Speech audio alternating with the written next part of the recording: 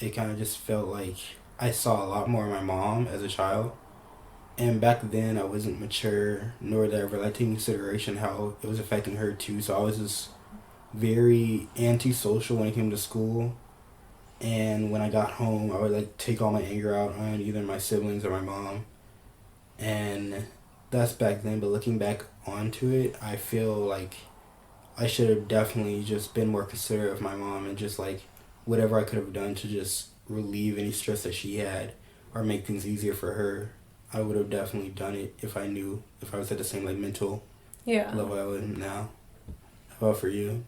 I can definitely agree in that sense that I wasn't very considerate with what other people were going through at the same time. Like, I knew that I was always having a hard time coping with it, but I didn't necessarily think about how my mom felt either, or my dad, or my brother.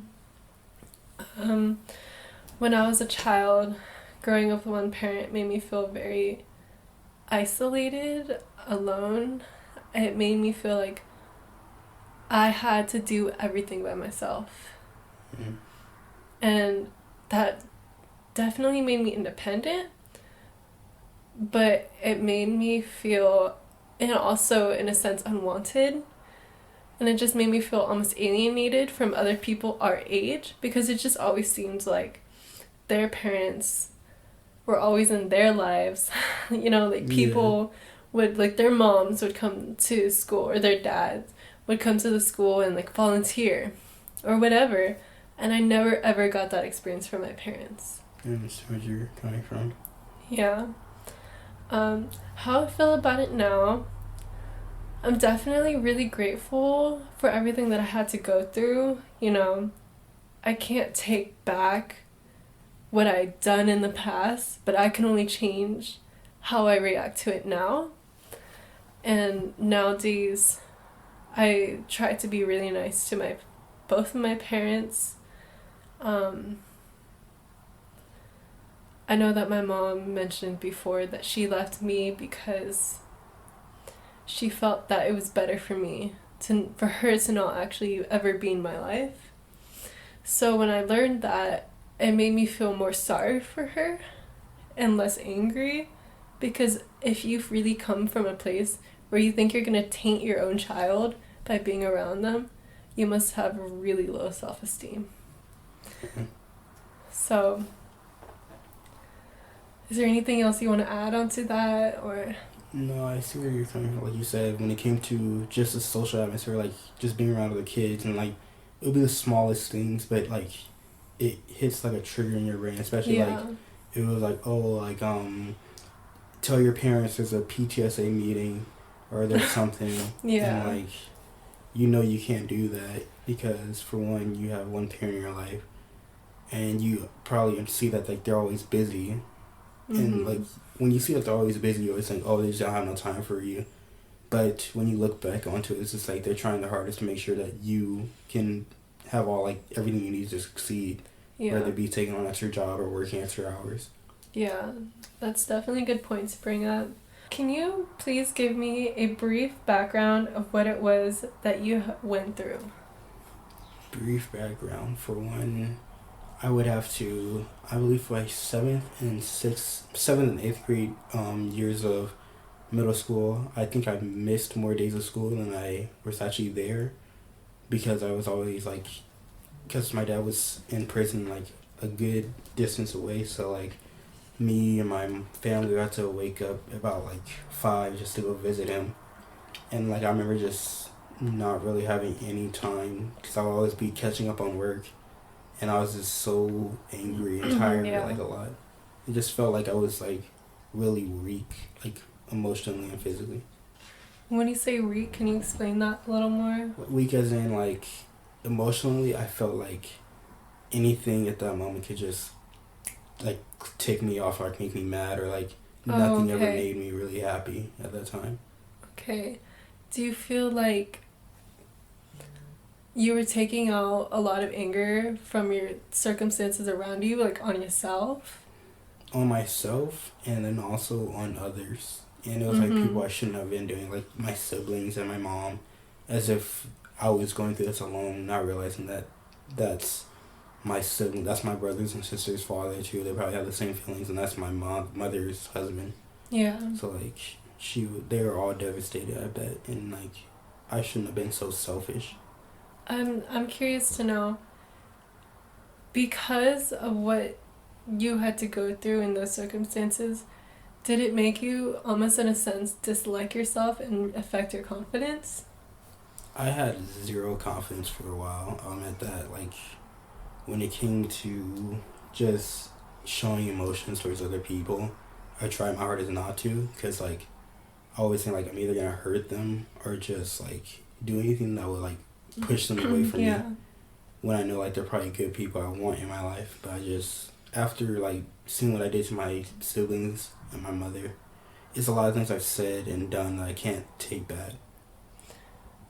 That gave me an idea of, do you almost feel like maybe this might still be a current thing or it could be something of the past, but do you feel like when something good starts happening to you that you almost feel like you don't deserve it? Yeah. Yeah. Could you talk a little bit about that?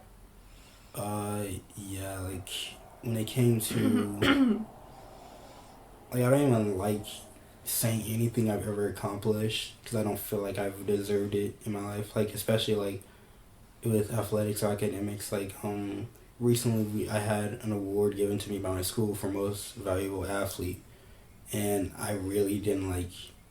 People were asking me to take pictures, and I just felt so uncomfortable. Like just being at the center of attention when it came to something good was always being like at unease. Yeah. Or whatever.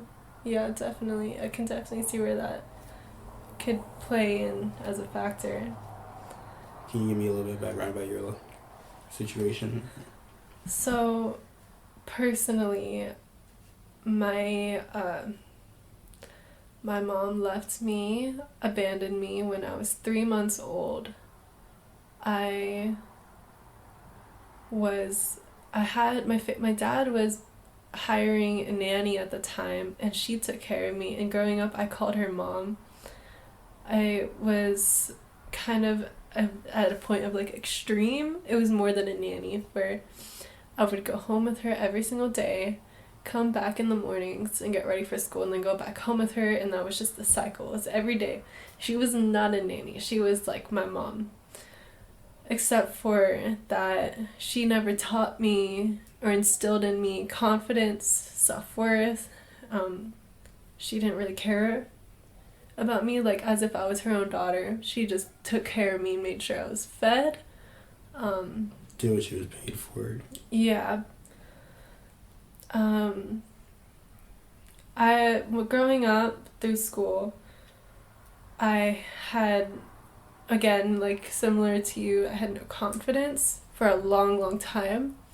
I also sought validation from other sources because I wasn't receiving it from my dad or my mom or anyone in my life. And I was also getting bullied by my older brother that I lived with whenever I would see him. So that was definitely a big toll on my confidence and my self-worth. No, and I felt like my family wasn't there for me. Emotionally, or just like In just every way just emotionally. They physically fed me, but I feel like emotionally was the biggest way that I felt neglected. I felt like I was unloved. Looking back on that situation, I feel like that would be hard for anybody, especially a young child. I understand now that it was all part of my learning so that I could grow up to be as strong and independent as I am today. I just feel, because like I understand what you're saying. You're saying like, for one, your mother, she left you when you were 3 months, and then your dad, who you say was there, but then you had to rely on a nanny to be like the motherly figure in your life. And like, yeah, she did things for you, but it was everything that she was told and paid to do. Yeah. So I can see how that can emotionally like affect you, especially when like if you start getting trust enough to call her mom. and then you look and like you see outlet to like peers or people that are probably going through the same thing as you, which was your brother who you're living with. Yeah. And then you say how he was just turning his back on you and blaming you too. Yeah. So it seemed like everyone that you felt was supposed to be in your corner just wasn't. Yeah, that it's a very good way to describe that. It felt very, very alone. I feel like for a large majority of my life, I have felt very alone. And only as of more recently, like actually probably this past year, I've been actually able to start looking inside of myself and growing as a person rather than trying to numb myself or distract myself by being around other people that didn't serve my highest good. What do you think pushed you to grow? There were quite a few things. One thing was I kept getting sick all the time. So my body was physically decaying. Another thing was I went through a really, really, really challenging period in my life where I did a bunch of Xanax and drank a lot. And driving under the influence of Xanax and alcohol every single day was a normal thing. And I very easily could have died at so many points. I would drive better than I could walk, or I could drive from point A to point B and forget that I drove there. Or I would even just be going home and having the whole road winding in front of me and just hoping I wasn't gonna die. So it was at points like that made me feel like, wow, I can really seriously hurt myself. I can seriously hurt other people around me on the road, and I would seriously be hurting my family, my legacy, for my dad, because I feel very strongly that my dad's legacy regarding health and wellness and his ideology regarding spirituality should be passed on. Probably the most equipped right now to pass on that legacy for him. So I felt like that is very important to me and I need to wake up from that. But I think what ultimately pushed me to grow up even after that happened. So I got a scan and we found out that at some point, through all of my self-destructive behaviors, I was quite literally killing myself. Like, I was closer to death than I was alive. And it was just a very crucial point. Like, my dad was really upset. My mom was, like, really upset. And I realized that at some point between the lines of everything that I was doing for the past few years, between the drugs, the alcohol, sex, reckless behaviors, sleepless nights, that I let it engulf me. And I realized that I needed to take my power back, that this is my life, this is my time, and I want to live. For a long time of my life, I felt that I actually didn't want to live. And I actually struggled with suicidal tendencies for a very long time. Yeah, I understand that. I remember how, like, referring back to, like, people, like, just taking things off me. I remember my sister, she broke something and simply just lied about and said I did it to my grandmother. And just my grandmother being mad at me, and, like, I was just too unstable at the time mentally. Like, I just lost it and went to the kitchen and just, like, was ready to just take a knife and just cut my wrist then and there. I don't have it anymore, but I had, like, a good press on it where I was able to leave, like, a scar, like, growing right across my ear. And at that point, my family realized that something was, like, not okay going on. They never really addressed it. They just try to push it to the side. Mm-hmm. And so whenever anything happens, like, it seems like they try to handicap me or, like, make it seem like just make sure I'm okay just for their mental well-being, which is fine, but like it can just sometimes like stress me out sometimes. Did it kind of feel like in a way they were just kind of ignoring the depths of how you were feeling, and you know that they cared, but the fact that they didn't really check up on it or go in depth to try to figure out how they can help you, that felt in a way that it made you feel unloved or neglected? Very neglected and like almost censored. Like a lot of things to this day they still don't tell me about, or they try to keep me like out of the loop of. And that can get annoying. And like I try to remind like I'm okay, like you can just tell me whatever's going on is going on, and they tell me, but I have to like tell them first that I'll be okay. Yeah. Yeah, I can see where that would be really frustrating.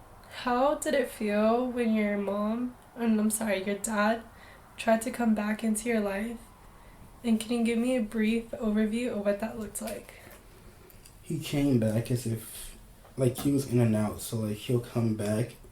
And so when he was there, it would only be for about 2 to 3 month increments. Like he was never really there for like a full cycle of a year or anything.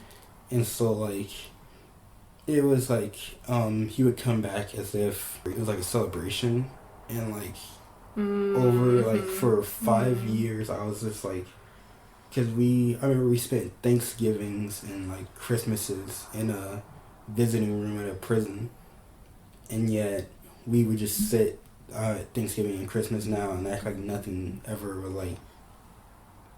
like this different about those dates. And like I always keep like it'll come out like even like sensing or smelling like smells, like I can't smell certain like chips or anything, because like I remember like they would always have this vending machine in the prison visiting room, and some smells or senses just like brings me back those memories. I just always hate thinking about them. And so for him coming back in my life, he tried to make it as normal as possible, but at the same time like he'll remind, like if he gets mad or something, he'll say like, oh, I went to prison for you. And like I always thought like, oh, maybe my dad was right, like he sacrificed so much for us. But now looking back at it, I'm just like, you should never tell your kids something like that. And if you made a mistake and went to prison, that'll be your mistake. Don't try to pin them on your kids, especially if they're that young. And how about for you? Like, what was it like when your mom came back in your life? Well, first I want to just say that it sounds very challenging to have definitely triggers that remind you back of that time. For example, like you said, the chips, that must be very difficult. My mom trying to come back into my life. So she's done this in so many, I guess, ways and times where it would be similar, like in a cycle of she comes back, apologizes, blah, blah, blah, and leaves again. Comes back, leaves again. Comes back, abandons me again. So it's like I try to open up my heart to her, try to whatever, and then she would just leave again. So it would like really crush me, because it's like, why does she keep leaving me? And then, so at a certain point, I think probably once I reached like, so I was going to her house every weekend when I was really little, like just for the weekends. But then once I got a little older, I think I was probably around like a little after 10 or 12 years old, I started to actually really dislike her. Like, so much to the point where I wouldn't visit her. I hated her guts. I didn't want her around me at all. I didn't want to hear her name. I would call her it. I wouldn't call her her. I wouldn't call her mom. And we would have like screaming confrontations where I didn't want her in my life. And she was just like, accept me. But I'm like, you're just going to hurt me again. So her coming back into my life was always a really rocky road. First, I accepted it and embraced it.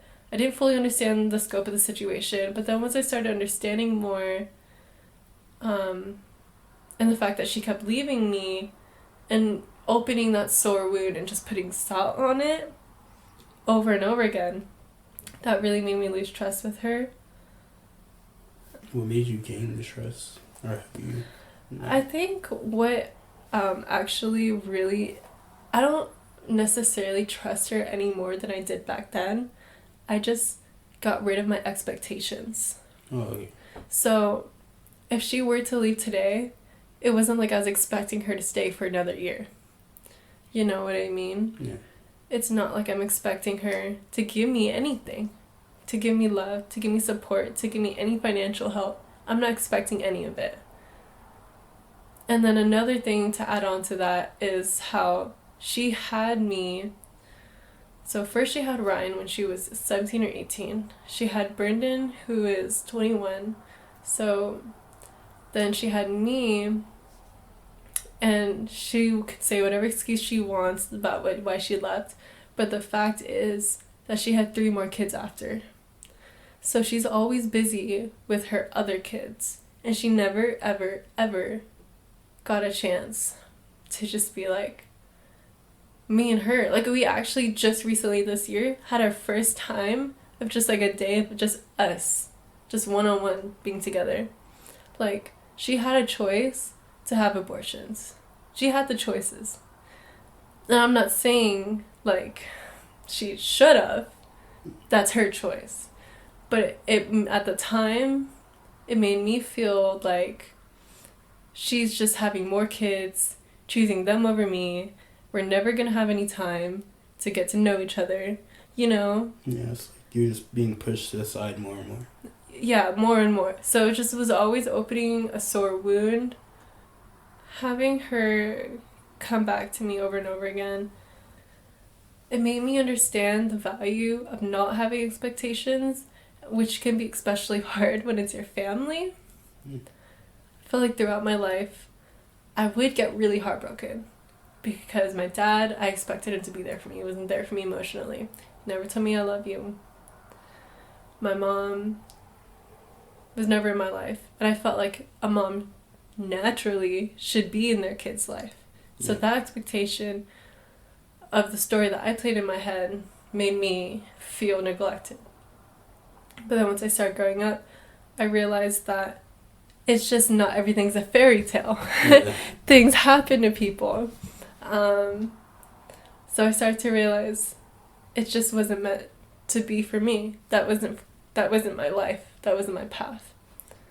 Yeah, I can understand that. If you could say anything to yourself, your younger self, back when you were at the prime of your suffering, what would you say? That you'll suffer now, but you'll rise or prosper later. And that's because, like, I know, like, yeah, I had my dad in and out of jail. And I was always jealous of other kids not having, like, them have such happy families. But now a lot of those kids today are high schoolers about to go off to college. And you can imagine, like, the heartbreaking, like, or how heartbroken they are. Like, I know friends of mine who I've known for a while whose parents or mothers and dads or siblings that I used to see all the time as, like, growing up, who are, like, either getting killed or, like, something bad is happening. And you can imagine how traumatizing that would be for their age now, especially if they're about to go off to college or already about to move, and, like, they're thinking, oh, I'll be able to come back and see this family, but you lose them right before you leave. And knowing that I have my dad and my mom today now, I am glad, and I'm glad that they did. They there's no way that they can possibly, like, understand how I feel about my dad being in jail, but I'm at least glad that he stuck around and just still, like, tried his hardest. Yeah, definitely. How about for you? What would you tell young Kaelin?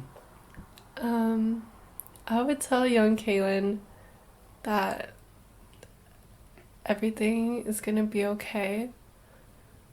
Stop comparing yourself to other people. Yeah. That's definitely a huge one for me. I learned that comparison is, in fact, the death of joy. I would also tell myself that yes, I was handed very unfair cards in life, but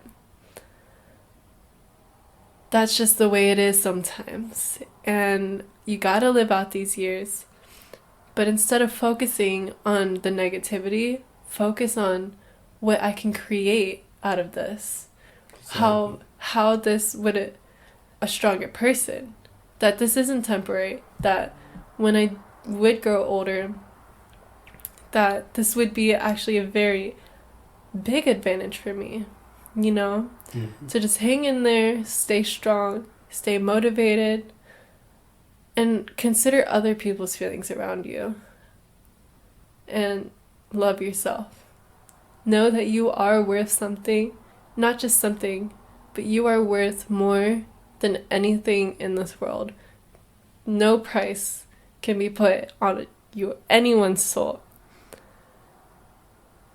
If you had any words to say to someone listening to this that might be possibly going through something like this, is there any other thing you would say to them? If you're gonna be angry, don't try your hard. I know it's like I can't tell you not to be angry. You're gonna be angry. Everyone gets angry. You're only human. But what you can do is just transfer that anger into something positive. Don't get mad at other people just because they don't understand your circumstances. And don't get mad at those who you think are just not understanding what's going on. Like, say if you have siblings and you have a parent in jail, understand that they're going through it too. And you just remind them that we have to stick together and remind them that we're all going through the same struggle. Why struggle on our own when we can struggle together and just talk about, like the same way me and Kaelin are doing this. You could easily do this if you have siblings or if you have friends who are maybe going through the same situation as you. Just get together, just talk to them about it. It's very, very calming and just good to do. I think that's a really good point to make, that we actually, a lot of us do go through similar struggles, but we never open up about it, and so we would never know. Yeah.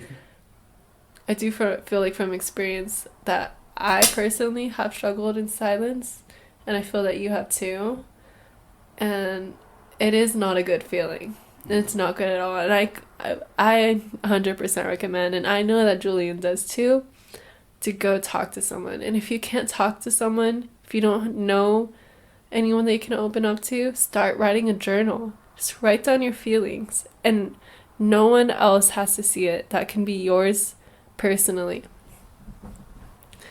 I feel like advice that I would also tell to anyone listening to this going through a similar experience that we've had to experience would be definitely to love yourself first. No one will ever give you satisfaction, love, or worthiness until you feel that you love yourself, that you have enough comfort and love and respect for yourself that you don't need it from anyone else. And that is the only way that you're ever going to be happy. You know what I mean? Yeah. Yeah. I think that's the main takeaway from was probably this whole experience for me. Thank you. Yeah. So get out there, talk to people, write in a journal, understand that only you can make yourself happy, that you have to love yourself from within. And I hope you all have a blessed day. Thank you.